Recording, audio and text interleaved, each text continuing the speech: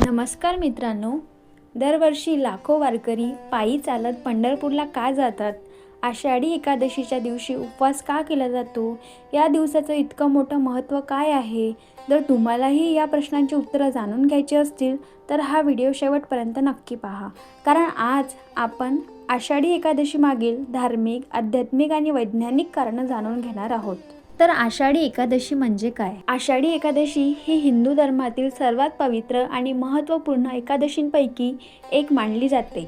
प्रत्येक महिन्यात 2 एकादशी येत असल्या तरी आषाढ महिन्यातील शुक्ल पक्षातील एकादशीला विशेष धार्मिक महत्त्व आहे. या एकादशीला आषाढी एकादशी, देवशयनी एकादशी किंवा महाएकादशी या नावांनीही ओळखले जाते. धार्मिक मान्यतेनुसार याच दिवशी भगवान श्री विष्णू 4 महिन्यांसाठी योगनिद्रेत जातात. या कालावधीला चातुर्मासाची सुरुवात मानली जाते. चातुर्मास हा साधना, उपासना, व्रत किंवा आत्मचिंतनाचा काळ असल्यामुळे या 4 महिन्यात विवाह, गृहप्रवेश यासारखी शुभकार्ये करण्याऐवजी धार्मिक आचरण आणि भक्तीला अधिक महत्त्व दिले जाते. आषाढी एकादशी साजरी करण्यामागे अनेक धार्मिक, आध्यात्मिक आणि सांस्कृतिक अशी महत्त्वाची कारणे आहेत. त्यातील सर्वात महत्त्वाचे कारण म्हणजे भगवान श्री विष्णू आणि भगवान विठ्ठल यांच्याप्रती असलेली अखंड भक्ती. या दिवशी उपवास करणे, जप, नामस्मरण, भजन कीर्तन आणि दानधर्म केल्याने मन शुद्ध होते, वाईट विचारांचा नाश होतो आणि पुण्याची प्राप्ती होते, अशी श्रद्धा आहे. विशेषतः वारकरी संप्रदायासाठी हा दिवस वर्षातील सर्वात मोठा भक्तिमय उत्सव मानला जातो. हजारो वारकरी ज्ञानोबा तुकाराम यांचा जयघोष करत, टाळ मृदुंगाच्या गजरात आणि हरिनामाच्या अखंड घोषात पायी चालत पंढरपूरला पोहोचतात.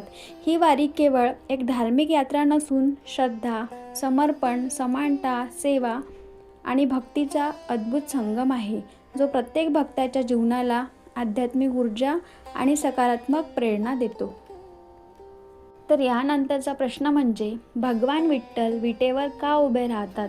यामागे भक्त पुंडलिकाची अत्यंत प्रेरणादायी कथा सांगितली जाते. पुंडलिक आपल्या आईवडिलांची मनापासून आणि निस्वार्थ भावनेने सेवा करत होता.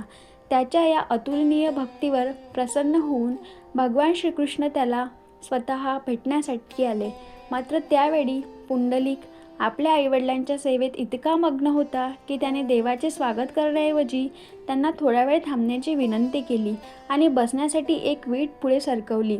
भगवान श्रीकृष्ण त्या विटेवर उभे राहून भक्ताची सेवा पूर्ण होण्याची शांतपणे वाट पाहू लागले.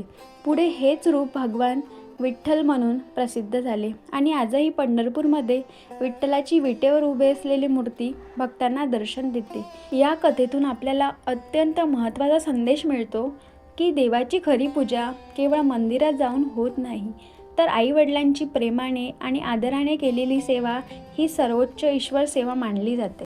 त्यानंतर म्हणजे उपवास का केला जातो?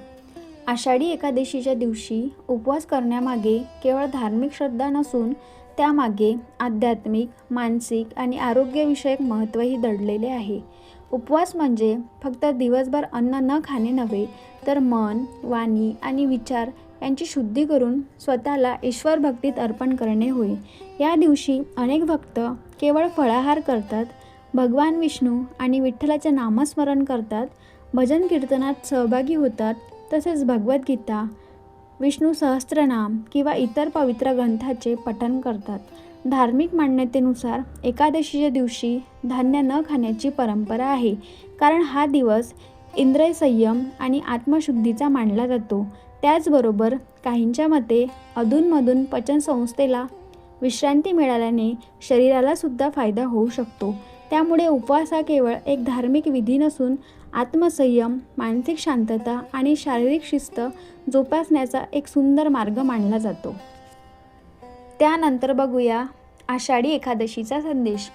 आषाढी एकादशीचा खरा संदेश हा केवळ उपवास किंवा धार्मिक विधींमध्ये नसून आपल्या जीवनाला योग्य दिशा देणाऱ्या मूल्यांमध्ये आहे. हा पवित्र दिवस आपल्याला अहंकाराचा त्याग करून नम्रतेने जगायला, निस्वार्थ भावनेने सेवा करायला, सतत ईश्वराचे नामस्मरण करायला आणि आपल्या विचारांमध्ये नेहमी सकारात्मकता ठेवायला शिकवतो. तसेच गरजूंना मदत करणे, प्रेमाने वागणे आणि संकटाच्या काळातही श्रद्धा व संयम कायम ठेवणे हीच खरी भक्ती असल्याचा संदेशही आषाढी एकादशी देते. वारकरी हजारो किलोमीटरचा पायी प्रवास करतात, अनेक अडचणींचा सामना करतात, तरी त्यांच्या चेहऱ्यावर निराशा किंवा थकवा दिसत नाही, कारण त्यांच्या मनात अखंड घुमत असते एकच नाम, विठ्ठल विठ्ठल. आणि हाच नामजप त्यांना भक्ती, ऊर्जा, समाधान आणि जीवन जगण्याची प्रेरणा देत राहतो. तर मित्रांनो, आषाढी एकादशी हा केवळ उपवास करण्याचा दिवस नाही, तर भक्ती, सेवा, संयम, श्रद्धा आणि सकारात्मक जीवन जगण्याची प्रेरणा देणारा एक पवित्र उत्सव आहे. या दिवशी मनापासून भगवान विठ्ठलाचे नामस्मरण करा, चांगले विचार आचरणात आणा आणि आपल्या जीवनात प्रेम, करुणा व सेवाभाव वाढवण्याचा संकल्प करा. तुम्हाला ही आषाढी एकादशीचे महत्त्व आवडले असेल तर कमेंटमध्ये नक्की जय हरी विठ्ठल, जय हरी विठ्ठल लिहायला विसरू नका. तुमच्या या एका कमेंटमुळे भक्तीचा संदेश अधिकाधिक लोकांपर्यंत पोहोचेल. हा व्हिडिओ आवडला असेल तर लाईक करा, आपल्या मित्रपरिवारासोबत शेअर करा आणि अशाच धार्मिक, सांस्कृतिक आणि माहितीपूर्ण व्हिडिओंसाठी आमच्या चॅनलला सबस्क्राईब करायला विसरू नका. पुन्हा भेटूया अशा एका नवीन आणि प्रेरणादायी व्हिडिओसह. तोपर्यंत धन्यवाद आणि सर्वांना आषाढी एकादशीच्या खूप खूप शुभेच्छा. जय हरी विठ्ठल.